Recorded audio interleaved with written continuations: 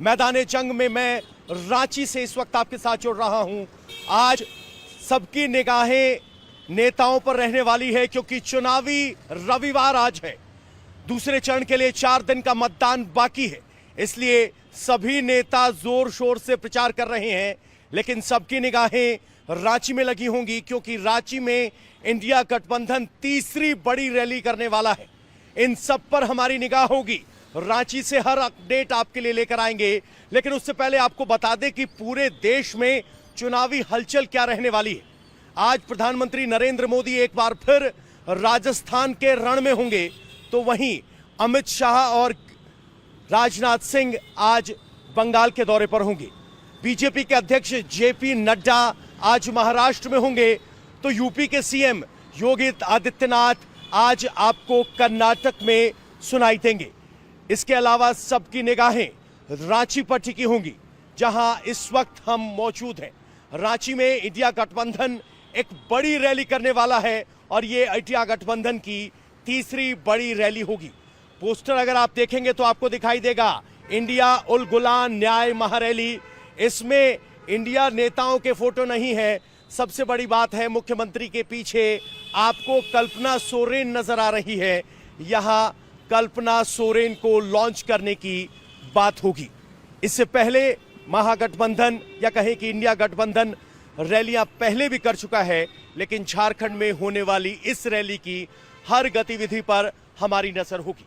लेकिन प्रधानमंत्री नरेंद्र मोदी भी लगातार प्रचार कर रहे हैं और प्रधानमंत्री नरेंद्र मोदी आज राजस्थान में होंगे। लगातार धुआंधार प्रचार के बीच प्रधानमंत्री नरेंद्र मोदी के निशाने पर कांग्रेस है। प्रधानमंत्री नरेंद्र मोदी कह रहे हैं कि कांग्रेस को अब की बार उनके समर्थक ही वोट नहीं देंगे। कैसे प्रधानमंत्री हमला कर रहे हैं, आइए आपको सुनवाते हैं।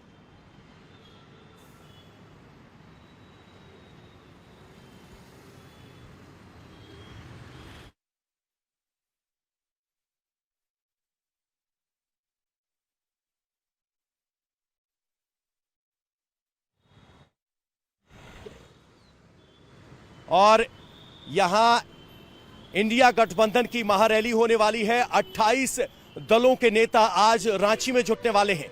इससे पहले आपको बता दें कि इंडिया गठबंधन की 2 बड़ी रैलियां हुई हैं। पहली प्रधानमंत्री जी हमारा जो उलगुलान रैली होगा, वह रैली का जो स्थान है प्रभात तारा मैदान, वर्षों पूर्व वहां पर प्रधानमंत्री जी आए थे और योगा दिवस का कार्यक्रम हुआ। हमने उस मैदान को इसलिए चुना है कि भाजपा को इस चुनाव में झारखंड में शीर्षासन के मुद्रा में हम लोग लेके आए।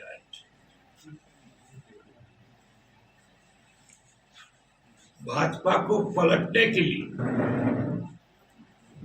उलगुलान का शंखनाद। जब जब इन लोगों का अवसर मिला, भले वो लोग दिल्ली में कुछ लोग बैठे रहते हैं, कुछ लोगों को यहाँ बिठाते हैं और पूरी सत्ता का समय ये लोग लूटने में ये लोग लगाते हैं। अब पिछले 4 वर्षों से सरकार भले हेमंत सोरेन के नेतृत्व में रहा। साहब आज हेमंत सोरेन जेल में, उसका भी कारण बिल्कुल साफ है, अपनी करनी का वो भर रहे हैं। तो कहते हैं देहात में जैसा करनी वैसा भर। उलगुलान महारैली के जरिए यहां पर जेएमएम कल्पना सोरेन को लॉन्च करेगा। इससे पहले 31 मार्च को सुनीता केजरीवाल को इंडिया गठबंधन की रैली में ही राजनीतिक तौर पर लॉन्च किया गया था। जहां एक तरफ इंडिया गठबंधन रांची में जोर लगा रहा है, तो प्रधानमंत्री नरेंद्र मोदी इंडिया गठबंधन पर लगातार निशाना साध रहे हैं। यहां प्रभात तारा मैदान में 5 लाख लोगों को इकट्ठा करने की योजना है। वहीं प्रधानमंत्री नरेंद्र मोदी कह रहे हैं कि कांग्रेस को अब की बार उनके समर्थक ही वोट नहीं दे रहे हैं, क्योंकि उनके अलायंस के साथी भी एक दूसरे को गालियां दे रहे हैं। आपको आश्चर्य होगा, आजादी के पहली बार स्थिति ऐसी बन रही है कि कांग्रेस का परिवार इस चुनाव में कांग्रेस को वोट नहीं देगा। खुद कांग्रेस को वोट नहीं देगा, ये हाल है इनका। तो कह रहे हैं प्रधानमंत्री कि खुद कांग्रेस के सहयोगी उनको वोट नहीं देंगे। मेरी सहयोगी विजय लक्ष्मी हमारे साथ जुड़ गई हैं। विजय, जिस तरीके से ये रैली होने वाली है, एक बड़ी रैली, 28 दलों के नेता पहुंच रहे हैं। कौन कौन से इंडिया गठबंधन के नेता इस रैली के मंच पर दिखाई देंगे और क्या कांग्रेस अभी पूरी तरह से कैंपेन मोड में आ पाई है या अभी भी कैंडिडेट सिलेक्शन में ही उलझी हुई है? देखिए, कैंडिडेट काफ़ी हद तक कांग्रेस पार्टी ने अपने 262 के करीब कैंडिडेट जो हैं वो अनाउंस कर दिए हैं। कुछ सीटें हैं हरियाणा की, पंजाब की, जहां पर आज जो है कांग्रेस पार्टी की सीसी की बैठक होगी, जिसमें पंजाब, हिमाचल प्रदेश और बिहार पर चर्चा होगी। और बता दें, क्योंकि ग्राउंड पर आप भी हैं पवन, और हमें भी एक रैली मैदान में जाना है बहुत जल्दी, इसलिए हम चलते हुए गाड़ी में ये लाइव ब्रॉडकास्ट करें। लेकिन जहां तक बात है इंडिया गठबंधन की, तो कैंपेनिंग जो है वो जोर शोर पर है। और ये जो रैलीज, जॉइंट रैलीज का आइडिया है वो यही है कि जो मैसेजिंग है कि हम साथ हैं इंडिया अलायंस के पार्टनर्स, वो मैसेज जो है वो नीचे तक पहुंचे, ग्रास रूट लेवल तक। क्योंकि कई बार क्या होता है कि ऊपर नेताओं की तो कन्वर्जेंस हो जाती है, लेकिन नीचे जो वर्कर है ग्रास रूट लेवल पर, उसका कन्वर्जेंस नहीं हो पाता है। ऐसे में दूसरे जो फेस का इलेक्शन है उससे पहले ये रैली झारखंड में करने का फैसला किया गया है, क्योंकि झारखंड में रैली करने से आसपास के तमाम राज्यों को जो है वहां पर एक इम्पैक्ट या एक मैसेजिंग जो है वो की जा सकती है। और झारखंड में क्योंकि सरकार भी है कांग्रेस पार्टी और जेएमएम की अलायंस गवर्नमेंट वहां पर है, और वहां पर भी ईडी, सीबीआई, तमाम एजेंसीज के दुरुपयोग का मसला जो है वो लगातार ये तमाम राजनीतिक दल उठा रहे हैं। और आज की इस मंच से यही तमाम मुद्दे जो है वो उठाए जाएंगे। लक्ष्मी, कौन से बड़े नेता इस मंच पर दिखाई देंगे? देखिए, इंडिया अलायंस के तमाम जो बड़े नेता हैं, हमें बताया गया है कि वो इस मंच पे जो है वो शामिल होंगे। कांग्रेस की तरफ से भी लोग होंगे, जेएमएम की तरफ से भी लोग होंगे। लेकिन क्योंकि बहुत सारी जगहों पर कैंपेनिंग चल रही है, इसलिए कोई बहुत सारे बड़े नेता जो हैं उस रैली में जो हैं वो वहां पर आपको नजर नहीं भी आएंगे। नहीं भी आएंगे। विजय लक्ष्मी, आप हमारे साथ बने रहिए। अब बात कर लेते हैं कांग्रेस की सीटों की। दूसरे चरण की वोटिंग के लिए 5 दिन का वक्त बचा है, लेकिन अभी भी कांग्रेस कुछ स्टेट्स में नाम घोषित नहीं कर पाई है, जिसमें हरियाणा, हिमाचल प्रदेश प्रमुख तौर पर शामिल है। आज कांग्रेस के अध्यक्ष मल्लिकार्जुन खड़गे की अगुवाई में स्क्रीनिंग कमेटी की बैठक होनी है, जिसमें हरियाणा, हिमाचल प्रदेश जैसे राज्यों के उम्मीदवारों का ऐलान किया जाएगा। आपको बता दें, हिमाचल से 2 उम्मीदवारों के नाम का ऐलान कर दिया जा चुका है, जबकि हरियाणा में सिरसा, हिसार ऐसी सीटें हैं जिन पर कोई कंफ्यूजन नहीं। रोहतक भी एक ऐसी सीट है जहां से दीपेंद्र हुड्डा का नाम लगभग फाइनल है, लेकिन बहुत सी सीटें ऐसी हैं जहां पर अभी भी पेच फंसा हुआ है। विजय, हम आपसे जानना चाहते हैं कि हरियाणा में और हिमाचल में वो कौन सी सीटें हैं जहां पर पेच फंसा हुआ है, और क्या ये अभी भी हरियाणा में स्थिति सुरजेवाला वर्सेस हुड्डा है, इसी वजह से टकराव है और सीट शेयरिंग में, आज सीट के अनाउंसमेंट में देर हो रही है? देखिए, जो आपने कहा बिल्कुल सही बात है। हरियाणा में काफ़ी सारी सीट्स पे, क्योंकि हरियाणा में 2 अलग अलग खेमे हैं, या कहिए बहुत सारे खेमे हैं। एक तरफ हुड्डा साहब हैं, तो दूसरी तरफ रणदीप सिंह सुरजेवाला हैं, कुमारी शैलजा हैं, किरण चौधरी हैं। और जो सीटों के ऐलान में देरी हो रही है, क्योंकि बैठक में जो कांग्रेस की केंद्रीय चुनाव समिति है उसमें हरियाणा की सीटों पर पहले भी चर्चा हुई, लेकिन उसके बावजूद कोई अनाउंसमेंट कांग्रेस पार्टी जो है नहीं कर पाई। तो उससे साफ पता चलता है कि माथापच्ची जो है अंदर वो बहुत ज़्यादा है।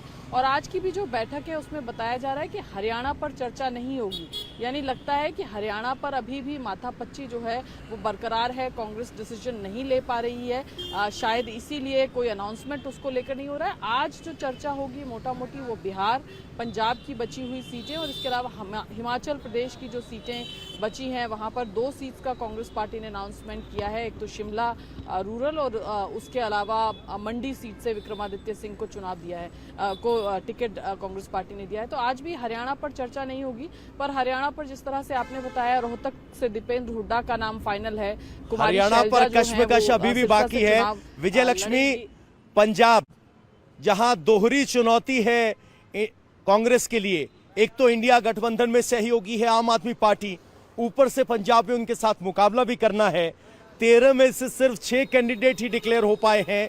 ऐसे में जब कांग्रेस के नेता बड़े स्तर से पंजाब में पार्टी छोड़कर बीजेपी में शामिल हो रहे हैं, ऐसे में पंजाब में क्या दुविधा है? वहां तो गुट नहीं है, कौन कौन सी सीटें अटकी हैं और पंजाब की सीट डिक्लेरेशन में देरी क्यों हो रही? देखिए, जहां तक बात है पंजाब की, क्योंकि पंजाब में कांग्रेस पार्टी ने पिछली बार अगर आप देखें तो उनका प्रदर्शन बेहद अच्छा था। 8 सीटें जो हैं कांग्रेस पार्टी को मिली थी कुल 13 सीटों में। लेकिन इस बार क्योंकि चुनावी समीकरण बदले हुए हैं, मुख्य मुकाबला जो है वो आम आदमी पार्टी से है। कांग्रेस पार्टी के काफी सारे लोग जो हैं वो पाला बदल करके दूसरी पार्टी में चले गए। अब जैसे मनीष तिवारी जो है वो आनंदपुर साहिब से चुनाव लड़ते थे, इस बार उनके चुनाव में जो उनकी सीट में बदलाव किया गया, उनको चंडीगढ़ से जो है वो दिया गया। इसी तरह से कांग्रेस की कई ऐसी सीटें हैं जहां से लोग जो हैं छोड़कर कांग्रेस पार्टी दूसरी जगहों पर चले गए। उन सीटों पर कांग्रेस पार्टी को लगता है कि एक मजबूत उम्मीदवार जो है वो दिया जाए ताकि एक कड़ी टक्कर दी जा सके। और पंजाब जैसा स्टेट जहां से कांग्रेस पार्टी ने पिछली बार 8 सीटें ली थी, उस बार भी कांग्रेस को उम्मीद है कि इस सीट से Congress maximum number of seats जो है वो ले सकती है। इसलिए वहां पर जो चुनावी समीकरण है या कांग्रेस चाहती है कि विनेबल कैंडिडेट जो है उसी को चुनावी मैदान में कांग्रेस उतारे, और इसलिए जो बाकी बची सीटें हैं उस पर समय जो है वो लग रहा है। जी लक्ष्मी, आपका बहुत बहुत शुक्रिया इस पूरी जानकारी के लिए। कांग्रेस के लिए अभी भी सीटें फाइनल करने में वक्त लग रहा है, आज बैठक होनी है। और अब रुख करते हैं दिल्ली का। दिल्ली में जेल में बंद अरविंद केजरीवाल की डाइट और इंसुलिन को लेकर सियासी बवाल जारी है।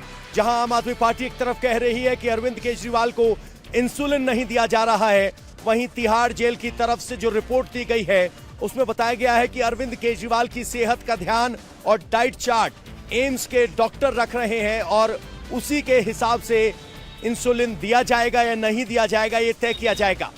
हालांकि जेल प्रशासन की तरफ से स्पष्ट कर दिया गया है कि अगर अरविंद केजरीवाल को इंसुलिन की जरूरत पड़ेगी तो इंसुलिन दिया जाएगा, उसमें कोई कोताही नहीं है। जबकि आम आदमी पार्टी यहां आरोप लगा रही है कि अरविंद केजरीवाल की जान को खतरा है क्योंकि उनके इंसुलिन देने के लिए तैयार नहीं है। और ये सब फाइट हो रही है तिहाड़ जेल में। केजरीवाल की सियासी फाइट कर रहे आपके नेता लगातार बीजेपी पर हमलावर है। आइए आपको सुनवाते हैं कि आम आदमी पार्टी के नेता आखिर कह क्या रहे हैं। क्या ऐसा तो नहीं कि अरविंद केजरीवाल जी की हत्या की साजिश की जा रही है कि इनको इंसुलिन मत दो, इनके जब हाई शुगर लेवल रहेंगे तो इनकी किडनी, इनके लिवर, इनका हार्ट, इनकी आंखों का रेटिना ये सब खराब होने शुरू हो जाएंगे। फिर 3 महीने बाद 2 महीने बाद जमानत दे देंगे, ये आदमी पूरी जिंदगी अस्पतालों के चक्कर काटेगा। खत्म कर दो अरविंद केजरीवाल को, स्लोली उनकी हत्या कर दी जाए। साफ दिख रहा है। आपसे कुछ नहीं मांग रहे हम, आप केजरीवाल जी को इंसुलिन दीजिए, आप उनकी दवाइयां नहीं रोक सकते। दिल्ली में एक नौटंकी चल रही है जिसके सूत्रधार दिल्ली सरकार के मंत्री हैं। मुख्यमंत्री अरविंद केजरीवाल जेल में है। तिहाड़ जेल दिल्ली सरकार के अंतर्गत आती है। उसके बावजूद बार बार अनाप शनाप आरोप लगाना। मैं एक सवाल पूछना चाहता हूं। इसी जेल में मनीष सिसोदिया 1.5 साल से बंद है, उनकी तबीयत तो ठीक है। सत्येंद्र जैन जो लगातार बीमार रहे वो भी ठीक है। सिर्फ अरविंद केजरीवाल को तकलीफ है। क्यों? क्योंकि अरविंद केजरीवाल ने जेल जाते जाते इनका नाम ले लिया था। इसी तरह की अफवाहें फैलाना और उनकी कुर्सी पर निगाह रखना ये दिल्ली सरकार के मंत्रियों का काम है। तो लगातार आरोप और प्रत्यारोप जारी है। मेरी सहयोगी अनामिका गौड़ इस वक्त हमारे साथ जुड़ गए हैं। अनामिका, अरविंद केजरीवाल की सेहत को लेकर जिस तरह से सियासी बयानबाजी हो रही है उसमें एक रिपोर्ट पेश की गई है जेल प्रशासन की तरफ से, वो रिपोर्ट क्या कहती है? देखिए पवन, एलजी ऑफिस को तिहाड़ जेल की तरफ से अरविंद केजरीवाल की एक मेडिकल रिपोर्ट सौंपी गई, जिसमें ये साफ लिखा गया, दिखाया गया कि जो अरविंद केजरीवाल का ब्लड और शुगर लेवल है वो स्टेबल है। 15 और 13 अप्रैल को इसकी जांच की गई थी। जो दावा आम आदमी पार्टी कर रही है कि 300 पार जो है वो अरविंद केजरीवाल का शुगर लेवल जा चुका है, उस रिपोर्ट में ये दिखाया गया है कि 270 के करीब जो है 15 अप्रैल को अरविंद केजरीवाल का जो है शुगर लेवल था, और दोनों ब्लड और शुगर लेवल अभी कंट्रोल में है। आरएमएल की एक जो रिपोर्ट है उसको भी इसमें अटैच किया गया, जिसमें आरएमएल के स्पेशलिस्ट डॉक्टर जो अरविंद केजरीवाल को देख रहे हैं उनका कहना है कि फिलहाल जो है अरविंद केजरीवाल को इंसुलिन की ज़रूरत नहीं है, लेकिन अगर उनका शुगर लेवल बढ़ता है तो उन्हें इंसुलिन ज़रूर दिया जाएगा, उन्हें मना नहीं किया गया है। इस पे अरविंद केजरीवाल की पार्टी आम आदमी पार्टी की तरफ से लगातार बयानबाजी की जा रही है और लगातार ये दावे किए जा रहे हैं कि अरविंद केजरीवाल को बीमार करने की कोशिश की जा रही है, उनके खिलाफ पार्टी की तरफ साजिश से आरोप लग रहे हैं। तो जेल प्रशासन ने फैक्चुअल चीजें स्पष्ट कर दी हैं कि इंसुलिन जरूरत पड़ी तो दी जाएगी, शुगर लेवल बाकायदा बताया गया है। आरएमएल और एम्स के डॉक्टर अरविंद केजरीवाल की सेहत का ख्याल रख रहे हैं।